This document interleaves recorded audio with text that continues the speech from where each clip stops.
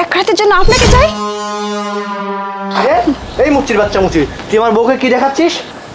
আরে স্যার তেমন কিছু না, একটু মাথা চুলকাচ্ছিল তো তাই একটু চুলকাচ্ছিলাম আর কি। আচ্ছা আচ্ছা ঠিক আছে, তুমি এসব বাদ দাও, আমি দেখতেছি বিষয়টা। আরে কি ব্যাপার? হাই রে, আমরা যে এতগুলো শপিং করলাম, সেই শপিং ব্যাগ কোথায়? মনে হয় ভুলে মার্কেটে ফেলে রেখে আসছি। একটু গিয়ে দেখো না কোন দোকানে ফেলে আসছি, যাও না একটু। আরে তুমিও না একটা কাজ তুমি ঠিক মতো করতে পারো না। এখন আবার আমি এত দূর রাস্তা সেই শপিং মলে যাবো না? আচ্ছা ঠিক আছে, তুমি এইখানে দাঁড়াও, আমি আসতেছি। এই মুচির বাচ্চা, তুই আমাকে কি বলতেছিস? হ্যাঁ, তুই এক রাতের জন্য আমাকে চাস মানে? তোর এত বড় সাহস, তুই আমাকে চিনিস? তোর আমি কি অবস্থা করতে পারছি জানিস? তুই আমাকে এত বড় একটা কথা বললি, মানেটা কি? হ্যাঁ ম্যাডাম আমার কথা শুনুন দয়া করে। ওই যে দেখছেন ওখানে ওই যে বড় বড় চুল, এই যে একটা ছেলে বসে আছে না, হ্যাঁ দেখছি তো, কি হয়েছে? ওই ছেলেটাকে আপনার স্বামী ভাড়া করছে আপনারে খুন করার জন্য। কি? আমাকে খুন করার জন্য ভাড়া করছে মানে? তুই কি বলতেছিস সেগুলো? তুই আমার স্বামীর নামে এত বড় অপবাদ দিচ্ছিস? তোর কাছে কি প্রমাণ আছে যে তুই এত বড় বড় কথা বলতেছিস? ম্যাডাম আমি নিজের কানে শুনেছি, তাহলে আপনিও শুনুন।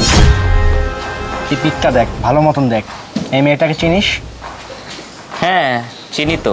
এই মেয়েটা আমার ওয়াইফ। কাজটা হলো তোকে এই মেয়েটাকে মারতে হবে, একদম এই দুনিয়া থেকে বিদায় করে দিতে হবে। পারবি? শুনেন ভাই, খুন খারাপই হলো আমার রক্ত, এসব আমার কাছে কোনো বিষয় না। আমি টাকার জন্য সব কিছু করতে পারি।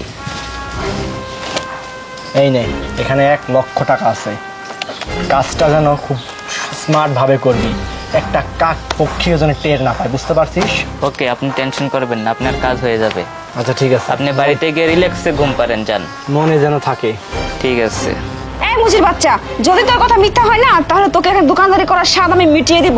আর যদি সত্য হয় তাহলে তোকে আমি পুরস্কৃত করব, বুঝলি? আরে প্রিয়া, তুমি এইখানে এই মুচির সাথে বসে বসে কি গল্প করতেছো?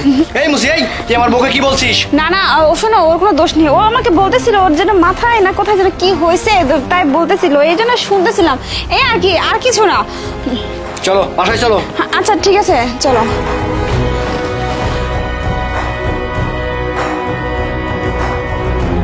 তোর মরার সময় হয়েছে, তুই মরার জন্য প্রস্তুত হ। আরে ভাই ভাই, আপনি এটা কি করতেছেন ভাই? প্লিজ আপনি আমার বউকে মারবেন না ভাই, প্লিজ এটা করবেন না। ও আমার অনেক ভালোবাসার, অনেক আদরের বউ ভাই। ভাই প্লিজ দয়া করে আপনি আমাকে গুলি করেন ভাই, আমার বউকে মারবেন না ভাই, প্লিজ। আমি আপনার কাছে হাত জোড় করতেছি ভাই। ও আচ্ছা ঠিক আছে, তাহলে তুই মরার জন্য প্রস্তুত হ।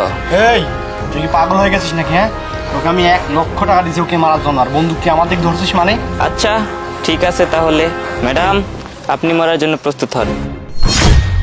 তোর মাথা কি খারাপ হয়ে গেছে নাকি? হ্যাঁ, আমি তোকে 1,00,000 টাকা দিয়েছি, তাড়াতাড়ি সরাইটা, ওকে মেরে ফেলতে বলছিলাম। আর শোন, তোর বউকে মারার জন্য তুই 1,00,000 টাকা দিয়েছিলি, আর তোকে মারার জন্য তোর বউ 2,00,000 টাকা দিছে আমারে।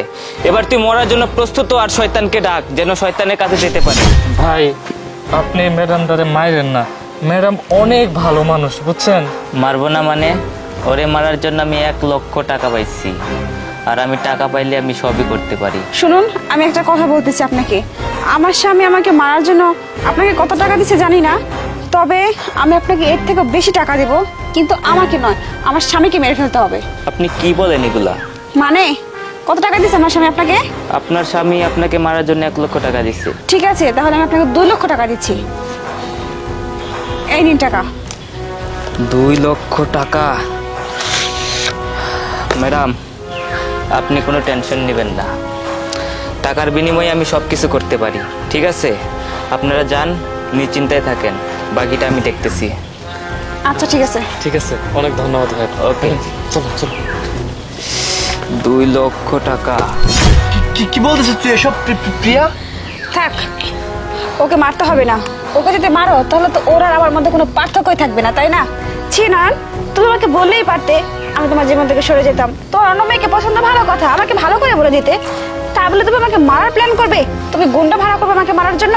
এটা তোমার কাছ থেকে আমি আশা করিনি। ঠিক আছে ওকে, তুমি যাকে ভালোবাসো তুমি তাকে নিয়েই থাকো, তাকে নিয়েই সংসার করো, কিন্তু আমি তোমার সাথে থাকবো না। তুমি ভালো থাকো আর জীবনে সুখী হও। একদম আমার সাথে কোনো কথা বলার চেষ্টা করবে না। না। তুমি ডিভোর্সের একটা সময় মতো পেয়ে যাবে। না, না, না। আর এই যে আপনাকে বলতেছি, পারলে ভালো হয়ে যান, ঠিক আছে? এই সমস্ত খুন খারাপি করে জীবনে কোনোদিন ভালো থাকা যায় না। আমার কথা ম্যাডাম শুনেন, ম্যাডাম আমার কথা শুনো।